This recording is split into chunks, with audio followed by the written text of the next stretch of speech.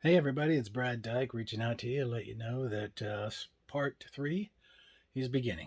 Here as you can see in the background, are the racks. They're prepared, they're ready, they got everything they need, and we are going to build them out today. Now, before we do that, there's one thing we've got to do. One key thing we've got to do is we have to send out the old, bring in the new, as you're looking at it here. Quite a bit of hardware. I think I'm going to sell this 3-part, and maybe with this little chassis server here as a combo. The quad platform, the big boy, with lots of firepower. Now I've also had to do the cleanup process where we actually have to go about removing and displacing up to about 450 pounds worth of metal racks and enclosures and servers, all stuff that which I told you earlier I was going to retire. The only one that's not gone yet is my old 5300 series Isilon platform, which I will be getting rid of later down the road. And with that being said, as you can see down there is the SSD array, and up here is a spinning disk array. And these are some of my tasking servers. These are Series 610s, Gen 8s on the HP side, and Gen 7s. And then, of course, over here, my beautiful, powerful Dell Quad, the 910. Very powerful machine. I'll go over that one later in more detail. But inside the nature of this particular situation that we're working with, as you can see here, we have to do one other thing that's very important, and that is to police the actual rack placements as I had drawn them out on paper and got them set up the way I wanted them to be able to be deployable. So with that being said, this is going to be done in about 25-minute segments and so on and so on.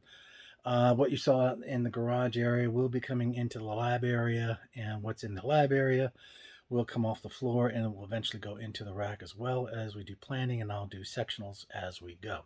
Now please understand that I only got is one hand here while I'm giving you the close-up. So with that being said, sometimes I'll have to pause out the videos to get certain items put into play before I go to the next level. So with that being said, I'm going to go ahead and begin this process.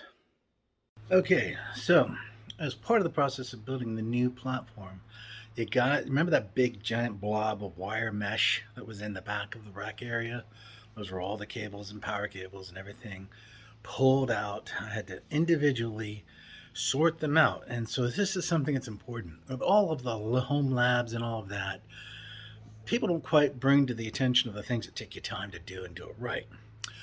Cable management, in other words, take the blob of wires and turn it back into something that's much more manageable, can actually and is really a reality of the fact. So all of this you see here was once just a big, huge blob of wiring. But now I've got it broken down into my Cat5e and 6, my eSATA cable setups, and my 10 gigabit connections for my GBICs, my splitter, my ground wire, my power cords, and my KVM. And the reason why I bring this up to you is the fact that this is real. This is part of the overhead. You know, it's tit for tat, but it's a piece of equipment that you need to do. And unless you've got endless supplies of brand new cables and all of that, like nobody has, you have to stop and take the time and break this stuff down. Now, one tip of the trick that I would bring to your attention is if you use the 1-inch masking tape for temporary binding of the cabling, this tears really easy, opposed to using Velcro or some other variations. I really find it great to be able to temporarily bundle these up, set them in place, and then I can quickly tear the tape away and ready to run the wiring. So it's a great little piece of advice. So when dealing with this, you know, having a roll of inch, even half inch would work just fine. Tape, you wrap it around the wire you want, and then you're going to be able to tear it off really easy. Don't use zip ties, really don't, because you're going to have the wire cutters out, and you're going to have to cut and snip and pull and set. And as you can see down over here on my power cables, I didn't even cut these because you know what? They're okay as they are. But I try not to use zip ties or Velcro too much because of the hassle it takes to pull the Velcro off and unbind it and so on, opposed to just a simple rip, tear, and tap where you're good to go. So now we're going to be moving to the rack enclosure. Okay, so I lied. I'm showing you some vacuuming action just to let you know how important it is to just clean things up, because this stuff gets dusty and it matters over time because it allows you to basically start fresh. You know, get all the independent screws that you find and all of that. But it does matter. Once you do the work, you feel better about it, because then, you know, everything is good and clean and functional.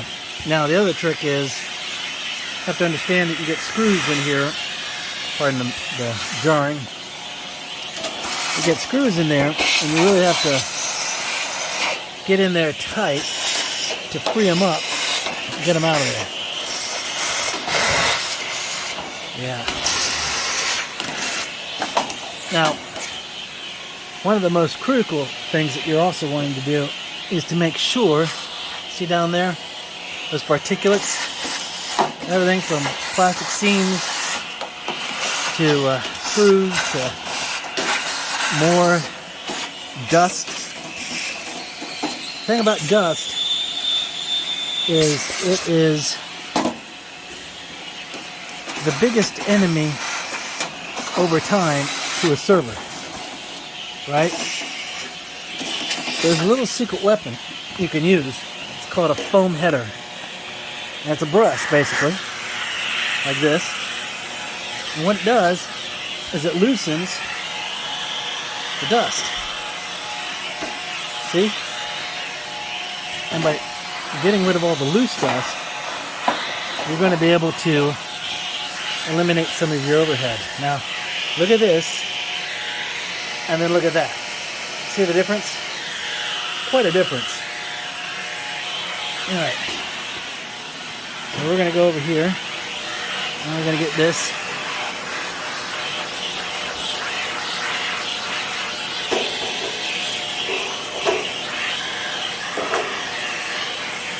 Now this chassis is a little different because it doesn't have a bottom. It falls all the way down to the bottom. So that's a nice feature, but at the same point in time, it's also not the greatest feature because it allows a little bit more dust access to the rack enclosure. That's why this rack is not as heavily utilized as my other one. But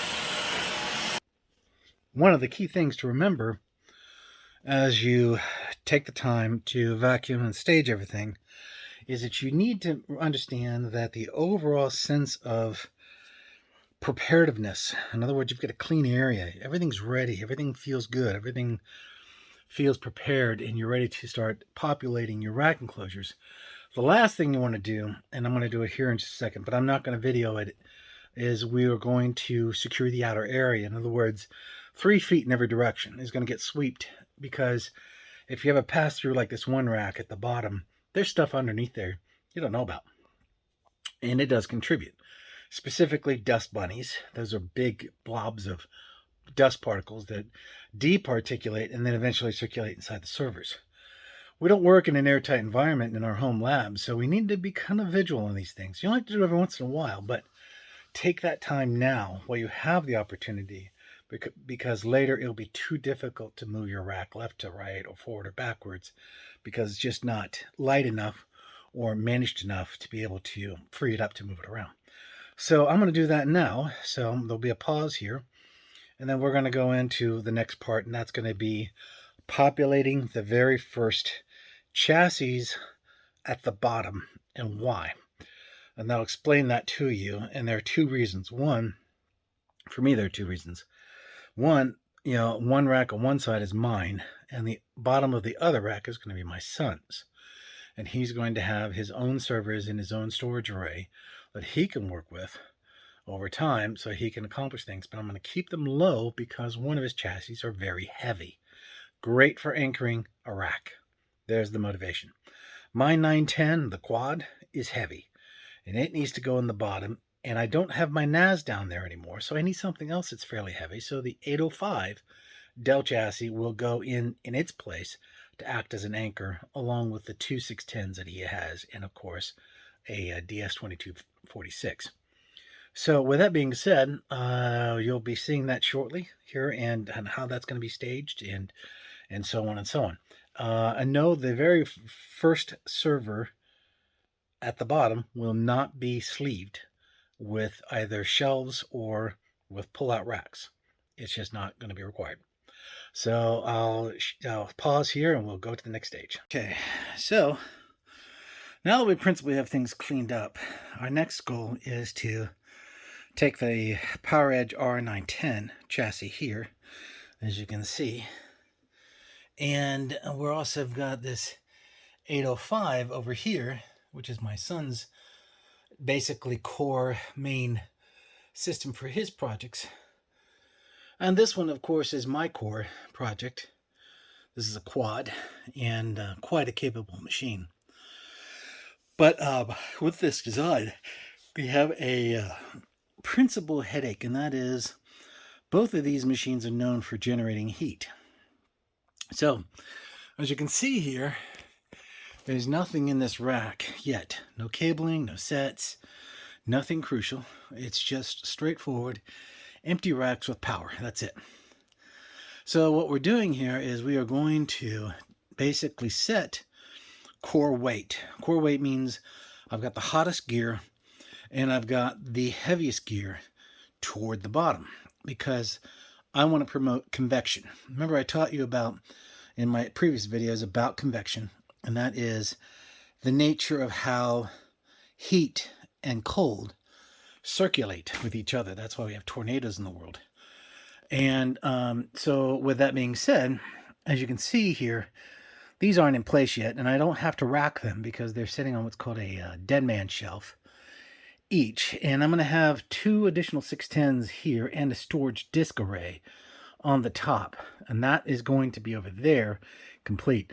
This guy will not. He makes real heat, so I'll be putting what's called a peripheral 1U footprint in there. It'll be highly peripheralized. In other words, it's going to be like a screen, and it's totally dedicated to promote air circulation. So that will be the first initial step that I'm going to do. Now, the tips of advice about setting standalone units like this without shelving is you can put a C-clamp into the side edges here. As you can see, these little square holes here at the bottom, so that the receiver lock can be put in place to help keep it in place. Now, you're not going to be able to do that so easily with the 910, but the 910 is so heavy, you don't have to worry about that.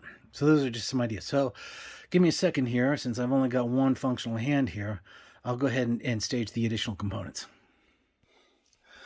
One other thing that's very important as you're doing these build outs is to make sure that you're putting in all the I/O cards you want in before you bury your baseline chassis, because you really don't want to go back all the way down to the bottom to pull this unit out. So I took a moment just to check, and I was right. I realized there was not an HBA controller in this unit, and he's going to have to use that to connect to his storage capacity. So I put that unit right there in to match what he has available to him. So just as a quick example of what I was referring to, so you have a heads up. It's important to make sure that you check each of the chassis before you finalize them in their place.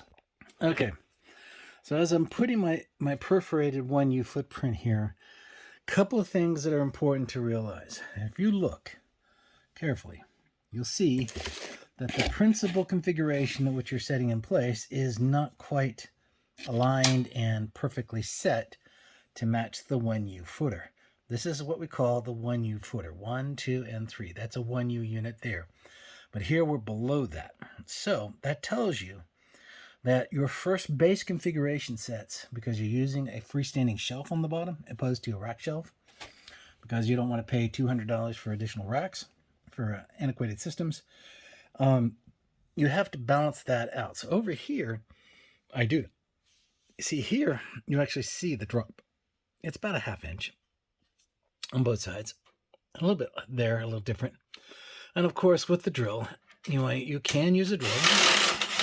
You just have to make sure that you do two very important things. One, the drill is a great tool, but it can strip and damage things. So what you have to do is you have to pay attention to the level of how much poundage you're allowing the drill bit to actually drill with. And then when it gets to a certain point, it will actually click on you and it won't spin because you have enough pressure to put the screws in. This is the only safest way of using an actual drill in your process, opposed to you either being a professional who's done it so many times you can do it with your own sense, or in this case, you look here at the drill, you adjust, the torquage, I would say between 7 to 5 pounds. Very easy to be done, and when you let it run and it hits its limit, it will click on it. So, clicking as in, that's what it normally sounds like. So, by setting that into play, you're actually able to do it. Now, another thing you can do is, I'm using a very good tool here. It's called the Works Multi-Set. I can have multiple bits on it, and it twists and rotates. And here's the drill bit on the bottom, just in case I need to drill something. And there's the Phillips head at the top. I have 2-speed variable. Run it on one, and you won't have what's called a runaway screw problem or a threading issue. If you run it on 2, yes, it will work okay, especially for the longer screws like this one, which is okay. But, it's so fast that sometimes you can cause problems at the end because it's got a self-initiator for threading. Now, I don't recommend it using number 2 for thicker screws like this for the inline clamps like you see here, opposed to a C-clamp style nut configuration, because it can actually cause damage. So you got to be very careful. And this one's a hex one, by the way. And I'm moving away from those into the future. And this, of course, is my favorite bolt. It's using standard Phillips head. It's got the plastic underseam. It's got the metal washer effect. Okay, so now what we're going to do is I put in the NetApp DS2246 disk array, which will be plugging up to this guy here. He does generate some heat, but it's mostly toward the top. And the nice thing is these two chassis will actually act as a heat sink, pulling heat down to the bottom as well. But we're also going to have to put in a periphery here as well, because I really don't want anything else intersecting with this equipment, because it's not level, right? You see the gap difference there from the bottom to the periphery unit? So I'm going to go ahead and put this guy in, and then we'll talk to the next thing here. So stand by. Now, as I'm putting this periphery, when you insert in its home, I thought I might also point out to you why the value of the C-clamp, which in this example, we will use one here. And as you put the screw in, you notice that how it hangs on is pretty flimsy, in my opinion. But when you close the gap, the bolt is pressed into the hole, and it becomes fairly snug. Now, if you look at the style here below it, here, this guy interlocks inside the frame, and then you put a screw into that, and what ends up happening is the screw, let me get one here for you, becomes very firm very quickly, and it's much stronger because it sits inside the bolt opposed to just hanging out at the top. So as you can see here, when I put the drill to it and watch it slowly close up, you see how it wiggles? Then it locks down. And then it locks down. So now I'm ready for rack shelving. And from this point on both sides, I'll be shelving gear here. Now, the one needs to go in next is going to have to be a DDS 2246 over here. And there'll be also probably a different disk array on this side, but I have to check the paperwork to make sure I've got that right. If not, then we're going to be going with the HP servers next on this side. And then the 22 series set bridge will be built out. So we'll have a NAS array, and we're going to have a new NAS array, and of course the DX720 core server, which has its own platform. So with that, give me a few minutes and we'll get that going. Okay, so as you can see here, as I'm preparing to mount these guys, you're going to notice that they don't exactly truly fit effectively. In other words, right there, see that little bevel there? That's going to be on both sides. So that means this rack is going to be tight. So when I put in my screws, I really want to make sure that I'm pressing as hard as I can to the inseam of the wall for this, so that I can keep that gap down as much as possible. Because when the DDS platform like this goes in, it's going to have its overhead, and you just can't get around that, unfortunately.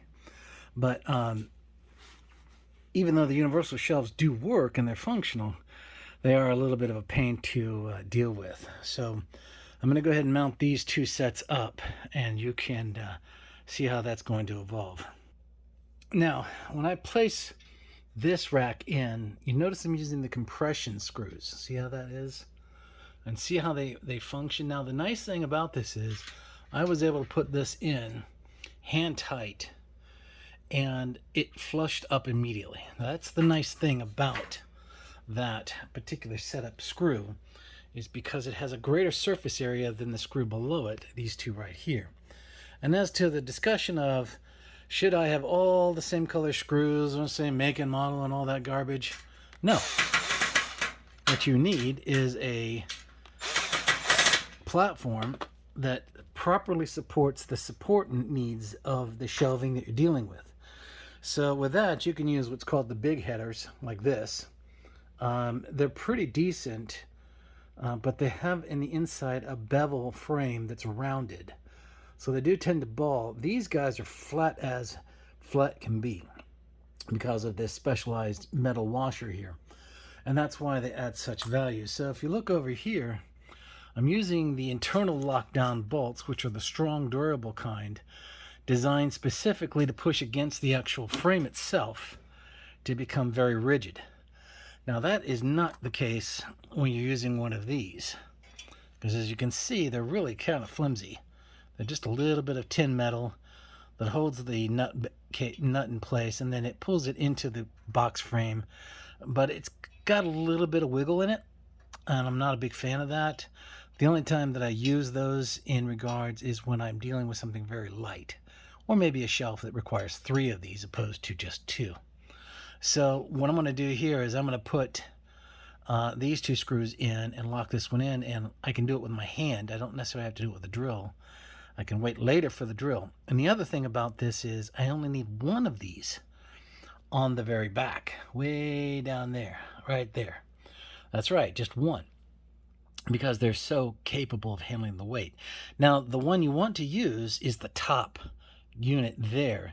Let the bottom have some flexibility, because these shelves have to be flexible. If they don't flex right, they won't let your enclosure or your slide or your drawer or your server or your disk array or whatever in correctly. And that's a problem. So let me go ahead and get this set up. So now we have the actual placement and the back support done. All of the mid screw sections are locked in now, and the front is secured. Now a universal shelf has been installed. Now let me introduce you to a little buddy of mine. I love this little guy. He's awesome because he can do one thing that a drill can't do. He can go into small places and function as he needs to, because racks are racks and they are always a pain in the butt, and it's great to have a little short stubby screwdriver just in case if you have a cable manager like that, it might get in the way or interfere with some of the stuff what you're doing. Now, as you can see here, that cable manager might be a problem. And actually, it's not going to be in this case, because I planned it in such a way so that I could actually have the cable manager act as a buffer zone, because I'm going to generate some heat down here. So whatever is going to go there is going to be the end of the heat, and then I'm going to have to put in some 1U fitters to put some breathing air so that basic airflow can do what it needs to do and keep everything cool in an ambient temperature environment without blowing lots and lots and lots of air. So let me go ahead and get that server into its home, and then I'll show you what we've got. Okay, so now we have the principle in place here, as you can see. I have the perforation area. You can notice the exposed airspace out there, and if you look directly back, that cable manager syncs up perfectly with the elevation effect here that you see. Now, remember I told you about convections, right? Heat is important because it can get you in trouble real quick.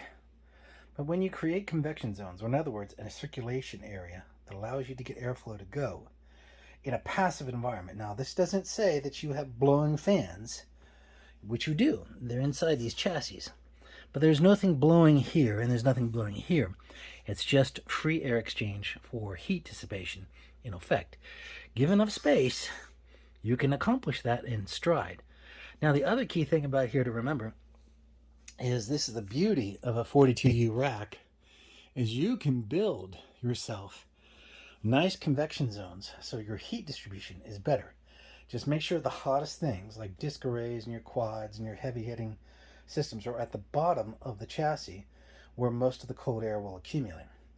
Now I'll be working over on this side here in time, but right now I'm in the process of finishing out the fill out of this, and I'm going to be bringing in the HP chassis that will be part of the test bed side, but you'll notice that they'll also be over and above beyond the actual cable manager back there.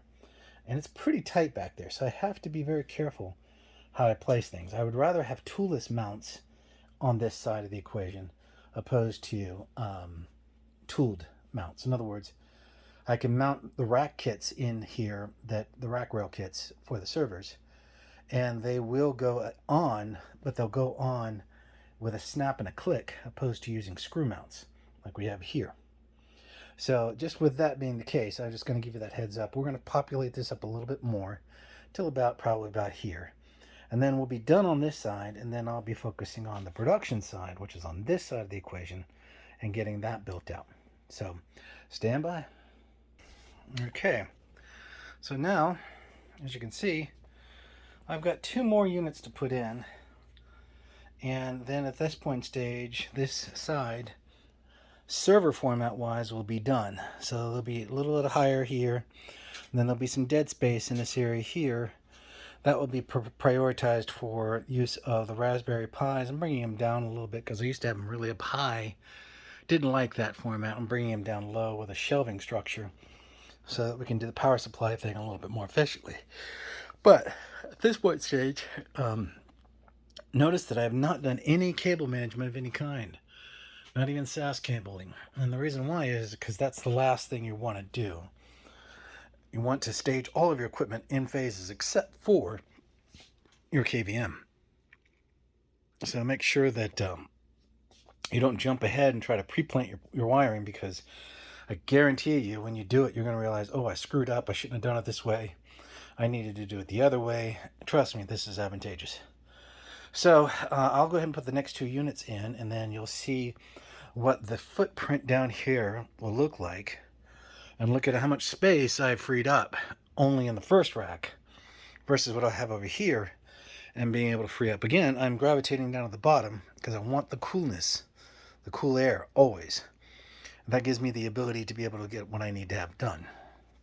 So we'll be working on this one here shortly after I get this one pretty much stented and ready to go. Okay, so while I'm putting these guys in, this is a different kind of shelf alignment that you have out there, and it's called the in-lock. It's pretty interesting. All you have to do is just line it up until it hits the correct configuration at once, and you just release this little lock here, and boom, it locks in. There's the latch lock right there. And if you look here in the back, it's very similar in the same way, except you pull this back a little bit, and then he'll lock that in once I move that seat clamp, of course. Out you go. Come on. All right, and then you just basically allow it to line up, and it snaps right in. So that's pretty cool. Some of these racks are really well thought out of when it comes to their slide rail kits. And in this case, we're not actually dealing with a slide rail kit at all. What we're dealing with is actually a interlock kit. And if you can get your hands one of these old HP classics. You will love the way it works because it's so functional. And it really does everything you want it to do. But I just wanted to show this to you before I put this disc array in. It's an HP disc array, which will sit on top of this unit here. And it will just kind of give you a really cool sense that, you know, if you can find these, they're great pretty much for everything. They're really unobscured, unlike the universals, which are kind of intrusive on spacing. They're pretty seamless. They're pretty nice. So I thought you guys would like to know that note. All right, here we go. Okay, so we are at a stopping point on this side first. Like I said, 50% reduction in servers. Should have seen the people that I took the servers to. They were blown away on all the retired servers. But this is what's going in its place. It is tight, but it is not compacted. That's very important. But I will be actually putting in what's called a full panel height sectional here. And the panel sectional would probably be about a 6U, I would say. I'd like that idea, yeah. About a 6U. I just want this space to be cleared and allow that to be able to give me some future growth as I need to. Now I can do that by using what's called fillers, punch fillers like this, which are very easy to use. They just snap right into place. And they just kind of hold up the space, you know, closing up the footprint so that if I need to pop out, boom, I am good to go. I can pop it right out or I can pop it right back in. It's a nice benefit to have. And I have quite a few of them, so it's going to be probably the right strategy I'm going to have with that. Now let's go ahead and take a look at the back so you understand how the back will work. Now I'm not putting anything active yet, but here's the back section. You can see everything here. It's looking pretty clean. But if you notice down there, there are two sets of screws down there, way down there. Right there, you see them? Yep. And that belongs to that green wire right there. That's the reason why I'm not doing my hookups yet, because it's not grounded. And I have to put another wire from here over to there so that I'm able to completely secure both racks with a proper power protection. So with that, I'm going to pause this video and do some preliminary staging work on the second rack over here. Plus, I'm going to put the grounding strips in to make sure that that's addressed before it gets too dense in here. And at that point stage, I should be at the point where I'm going to be able to have most of the initial 1, 2s, and 3s of this process down pat and secured, so I can go to the next level, and that's actually starting to first stage the storage wiring. It's necessary for the arrays that need to be in use. And then eventually, we'll come in with the power lines, and then we'll come in with network connectivity, and then we'll come in with KVMs and so on. But we still have to put in the actual switch assembly for handling the actual network switching, the KVM switching, the 10 gigabit dual switching. We have to make sure we're covering all of those requirements. And they're going to require actually what's called a shelving bridge from the back area down to a cable manager so that the cables can just ride out on that shelf safely and then drop down and then go to their homes.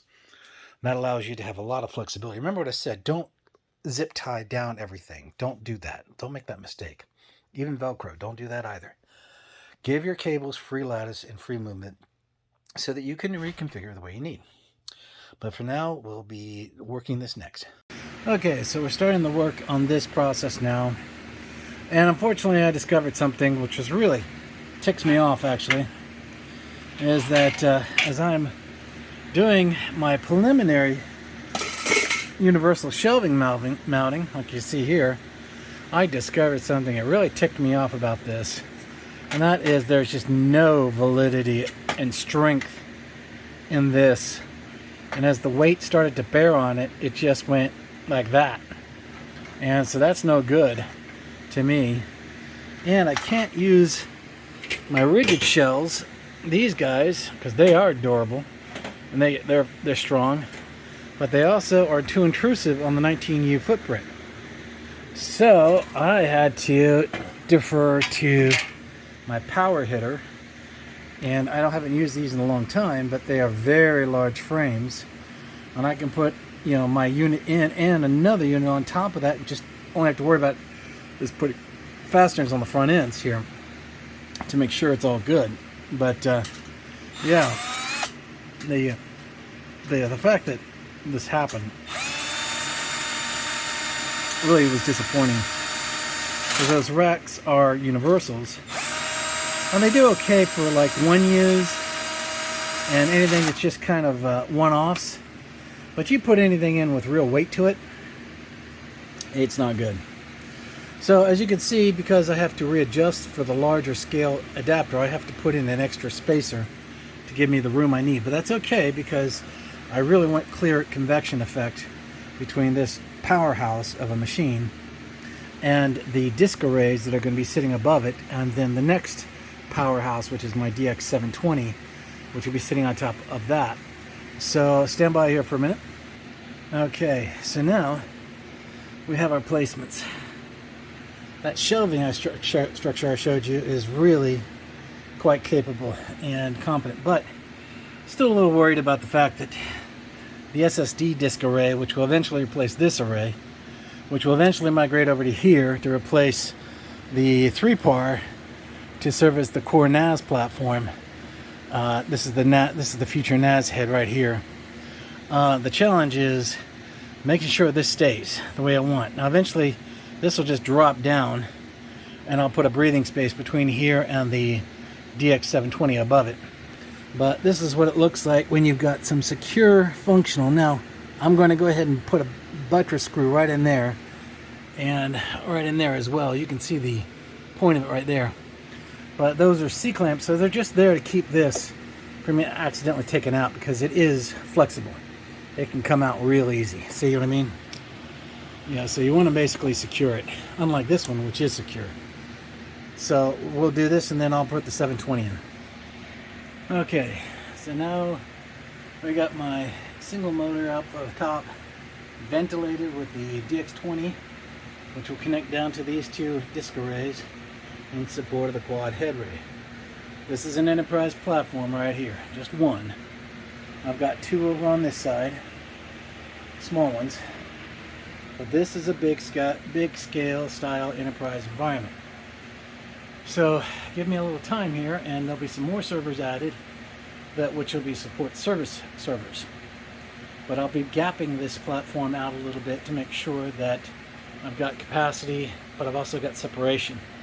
That way when I start doing DevOps models again, I can build them in accordance to my requirements. Okay, so as you can see here, now we are done. We are at a point where we can have what's called a cutoff point. I have a small tiered application run here, which we'll go over here in just a second. And then we will go over switching strategy in regards to this. So, as you can see, we have one enterprise cluster down there. We have a coder station there, which can act as like a DevOps code deployment model. My son's system's down there. And we have a third enterprise level, which comprises of 3 1Us and a 2U, an AMD platform, and their basic roles. May they be on the Microsoft side or something else, or Approxmat or something, that equivalency. And then up here we have the master guide switch. And the master guide switch, which that no longer is a value because that network's gone, is basically a classic Nortel series 5650TD, which has got what I call the non-standard traditional GBIC interface platform. Very wide, standard FSP style review on how it's functional.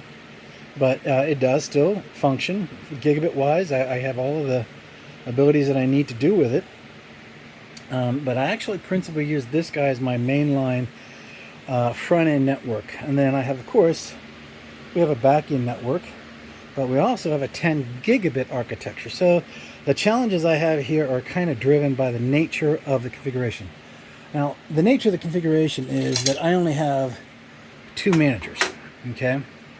This is one of them here. And I think the way I've designed it now I only need a single manager.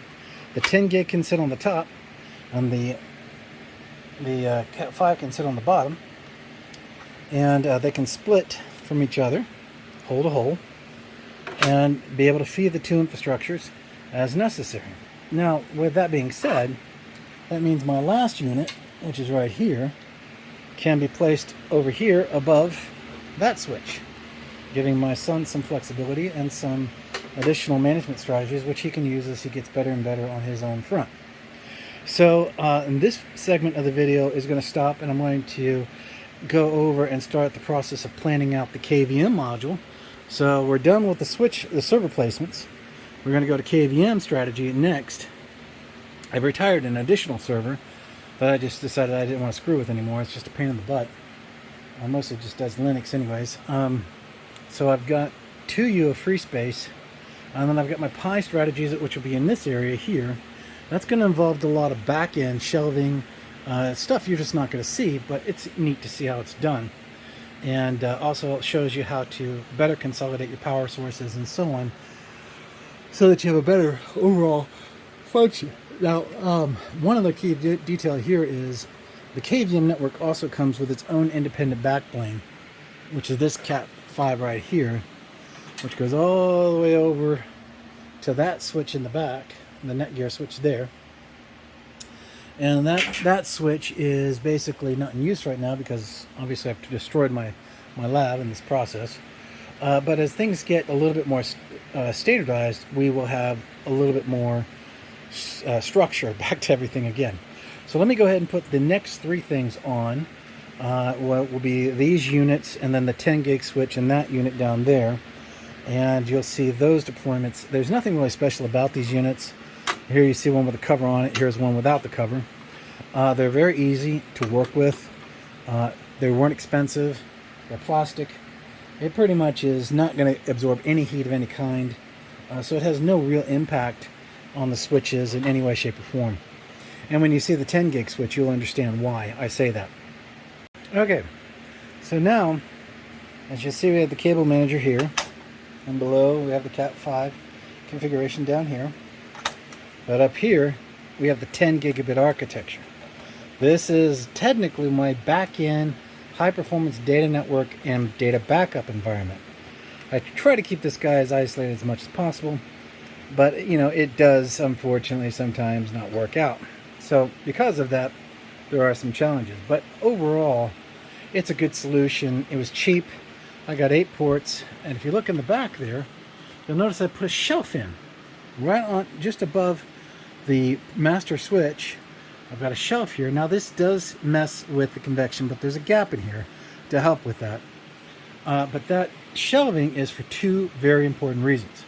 The first one is I need a place to secure the extra 10 gig switch, which gives me 3 additional ports from here.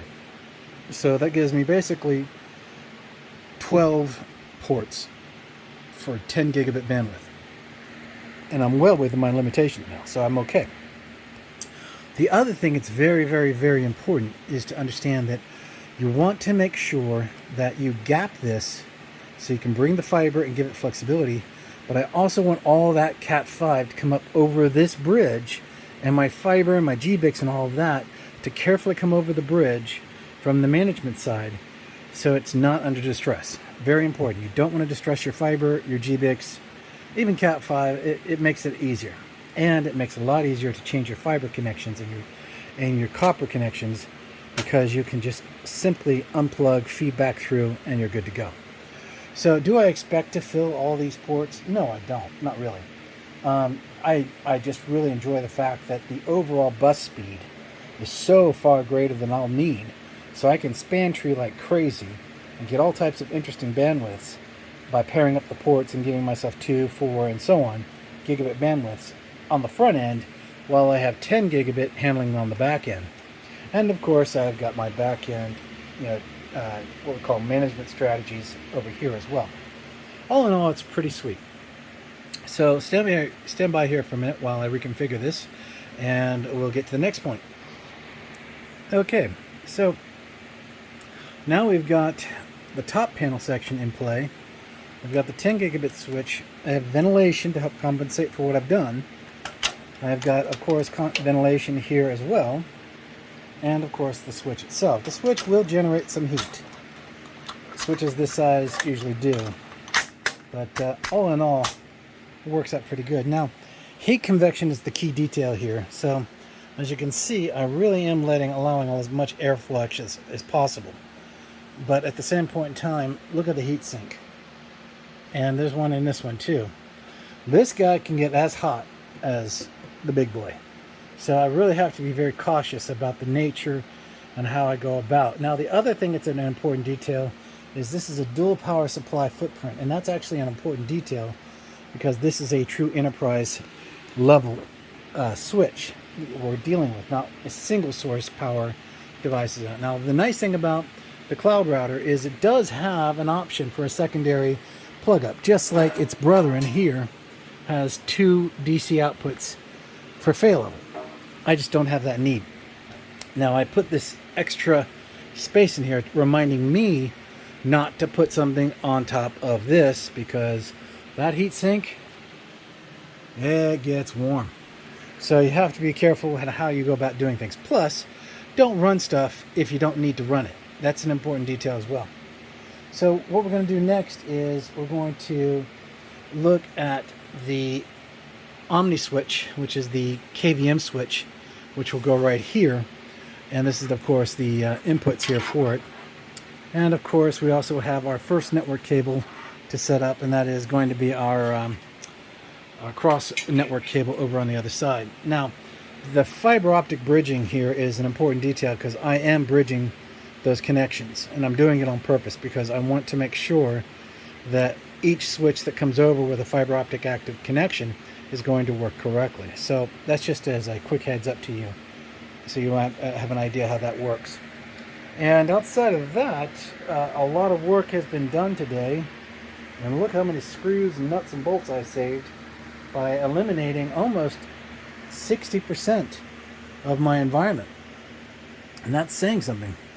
So again, I don't know yet what I want to do here, but I will put the Omni Switch in next because I've got all this dead space up here I've not had for a long time.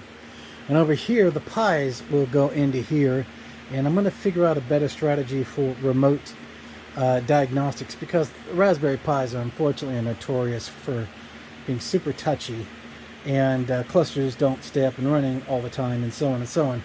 It's a great toy to play with for conceptual stuff like Kubernetes and so on, but you know, it's not operational enterprise kind of gear. So it's still cool to work with, and I will plan to continue to work with it. But with that, let's go ahead and get the Omni Switch in. Okay, so now we have the Omni Switch in, and I've risen it a couple of extra U's because I have one concern I have, and it's a considerable one, and that is how to flow that wiring through correctly. Right here, of course, we have the mouse and keyboard interface, which we have here in the set aside. But the challenge is these cables are big, and they have to droop above and down over the shelf. And I don't really want them to interfere with the cabling coming through here. And remember, heat is important because once you start filling this up with Cat 5, airflow is not so great. So again, we have to think about that and keep this in the clear heat-wise. Now, as we're starting to see power adapters and so on to start showing up, we also want to funnel those away so that they're out of mind, out of sense, and that will be of a certain value for sure. But we are staging this in such a way so that we'll be able to get the connectivity that we want to accomplish, and that's the key detail. Now, Omni switches are pretty decent, but what they're not is inherently over time that stable. So when you deal with different variations of voltage and VGA outputs and USB outputs and so on, it can cause the OmniView switch itself here to freeze.